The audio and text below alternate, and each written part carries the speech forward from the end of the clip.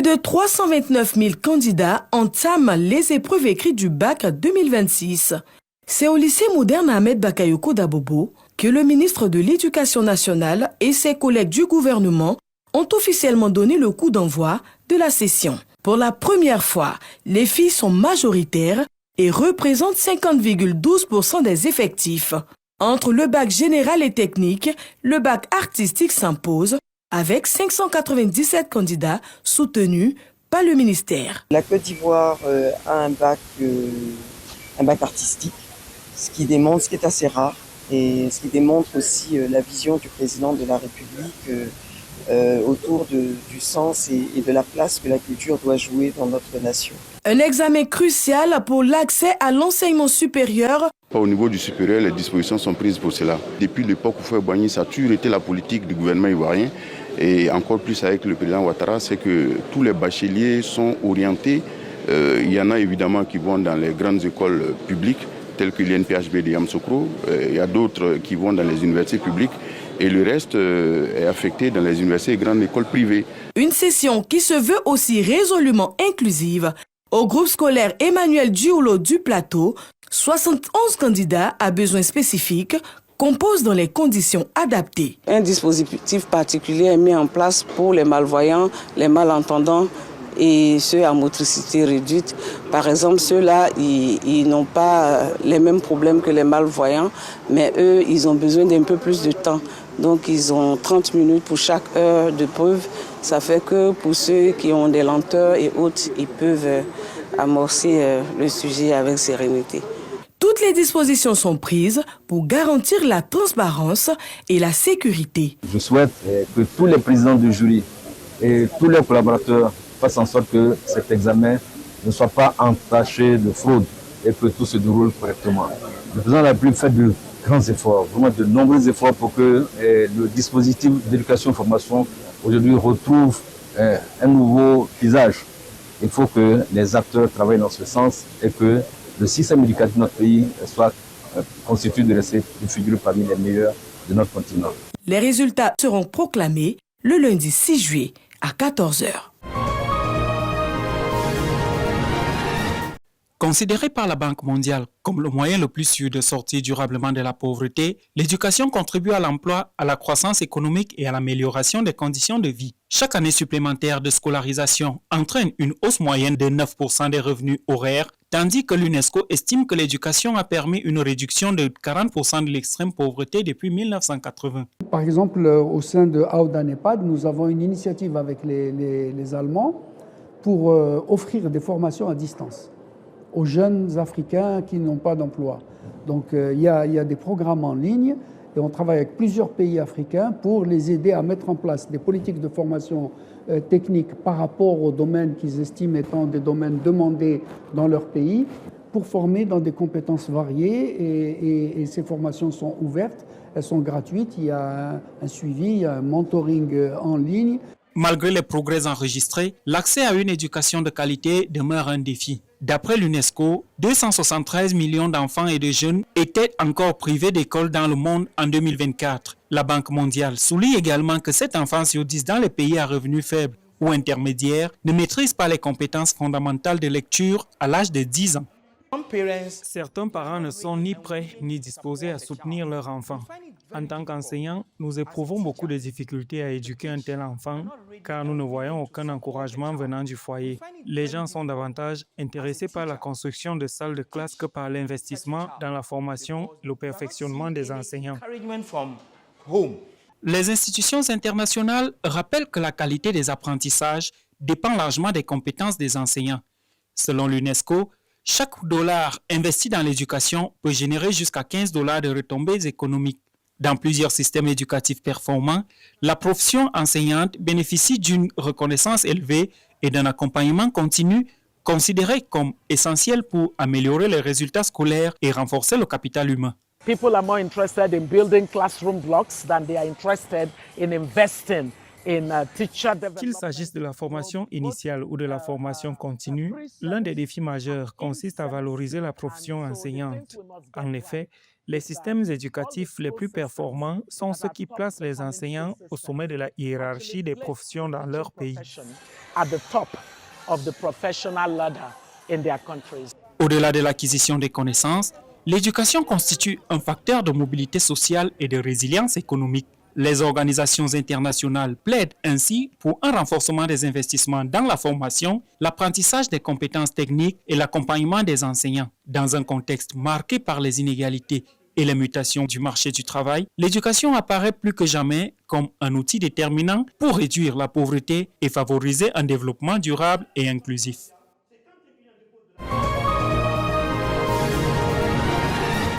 Selon les statistiques trimestrielles sur la main-d'œuvre au Ghana, le chômage touchait 32% des jeunes de 15 à 24 ans en décembre 2025, un taux évalué à environ 32,5% au troisième trimestre 2025. Face à cette situation, le député Kojo Opong Nkrumah a tiré la sonnette d'alarme le 13 juin 2026. Qualifiant la situation d'urgence nationale, il a insisté sur l'impératif de déployer immédiatement des mesures correctives efficaces pour endiguer ce phénomène. Nos confrères réclament des réponses pragmatiques. Alors que le recrutement de 900 000 jeunes avait été promis pour cette année, les chiffres de juin indiquent que moins de 10 000 postes auraient effectivement été pourvus. Cette situation justifie pleinement nos doutes quant aux engagements pris. Les pistes que nous avons aujourd'hui sont crédibles, validées par des expériences internationales réussies et représentent une réelle opportunité pour la jeunesse ghanéenne. Le député Opong Nkrumah a suggéré 5 solutions contre le chômage des jeunes. Il préconise d'évaluer les programmes via un tableau de bord de performance publique et de dissocier le développement des compétences de la création d'emplois par des financements distincts, soulignant que la formation seule, sans demande réelle, est inefficace. Monsieur le Président, il est impératif que nous engagions un débat de fond sur la problématique de l'emploi dans notre pays. Aujourd'hui, l'atmosphère dans les rues d'Accra est électrique. J'ignore les échos qui vous parviennent de votre circonscription, mais dans les nôtres, la jeunesse nous interpelle directement. Ces jeunes nous demandent, Monsieur le Président, de porter leur voix au Parlement afin de solliciter l'intervention urgente du chef de l'État. Le député a précisé que 1,34 million de jeunes, 15 à 24 ans, sont sans emploi ni formation, un chiffre qui atteint 1,95 million selon la définition nationale incluant les moins de 35 ans. Notons des retards dans les projets malgré un fort intérêt de la jeunesse. Il prône une gestion transparente pour créer des réels débouchés. Pour le parlementaire, la stabilité du Ghana repose sur ses perspectives durables, nécessitant une action politique concertée. L'Union européenne se déclare prête à contribuer à une paix durable au Moyen-Orient, après l'annonce dimanche d'un accord entre les États-Unis et l'Iran. J'attends avec impatience la fin de cette guerre coûteuse et la restauration de la liberté de navigation dans le détroit d'Ormuz, a réagi le président du Conseil de l'Union européenne, Antonio Costa, dans un tweet. La chef de la diplomatie européenne, Kaja Kallas, a elle aussi salué l'accord. There's the deal that has been announced now by US and Iran that is much welcomed by everybody. It is the first phase to open the Strait of Hormuz and then move on to the negotiations on the critical topics like the nuclear issue, but also other critical issues that are important for the stability and peace in the region. Même tonalité à Londres, où le Premier ministre britannique a salué une avancée décisive vers la fin de la guerre, débutée le 28 février dernier. This is a hugely significant moment. We have long called for de-escalation, and it is vital that all parties seize this opportunity to secure stability in the region and restore freedom of navigation in the Strait of Hormuz. Dans une déclaration commune, les dirigeants allemands, britanniques, français et italiens ont réaffirmé leur disponibilité à assumer une mission strictement défensive et indépendante visant à rassurer le trafic commercial et à mener des opérations de déminage dans le détroit. L'accord, qui doit être signé vendredi à Genève, fixe les principes d'une fin des combats avant une phase de négociation très délicate de 60 jours sur le programme nucléaire iranien, les stocks d'uranium enrichi et la levée des sanctions américaines.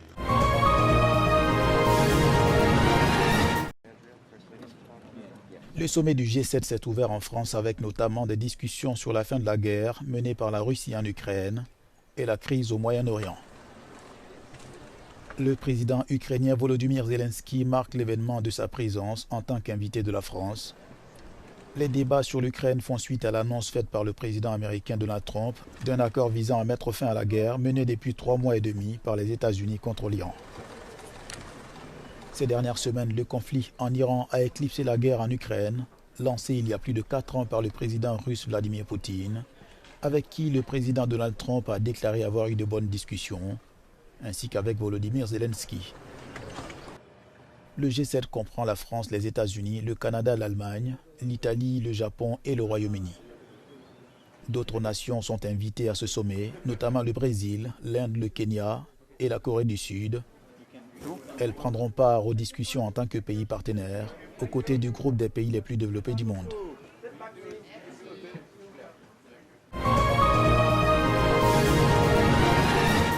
Le Cap-Vert a signé l'un des résultats marquants de cette journée de la Coupe du Monde, en tenant l'Espagne en échec 0-0 lundi à Atlanta. Face à l'un des favoris du tournoi, les requins bleus ont livré une prestation défensive remarquable et décrochent ainsi leur premier point en Coupe du Monde. Une performance historique qui confirme les ambitions de la sélection capverdienne pour sa toute première participation. Le gardien vétéran Vosinha a fondu en larmes après le coup de sifflet final, suite à son impressionnante prestation pour tenir l'Espagne à distance. Dans les autres rencontres du jour, la Belgique a été surprise par l'Égypte 1-1. Les Diables Rouges ont dominé par séquence mais n'ont pas réussi à faire la différence face à une équipe égyptienne bien organisée. Même scénario dans l'autre match du groupe H, où l'Arabie Saoudite et l'Uruguay se sont quittés sur un score de 1-1. Enfin, l'Iran et la Nouvelle-Zélande ont offert un autre match spectaculaire, conclu sur un 2-2. Les deux équipes ont joué l'attaque et conservent leur chance de qualification avant les prochains matchs. Une journée marquée par l'équilibre des débats, 4 nuls en autant de matchs et déjà quelques surprises qui pourraient compter dans la course au 8e de finale.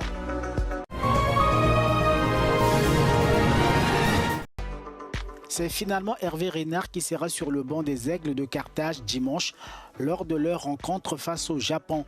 Le technicien français a été nommé au poste de sélectionneur de la Tunisie en pleine Coupe du Monde.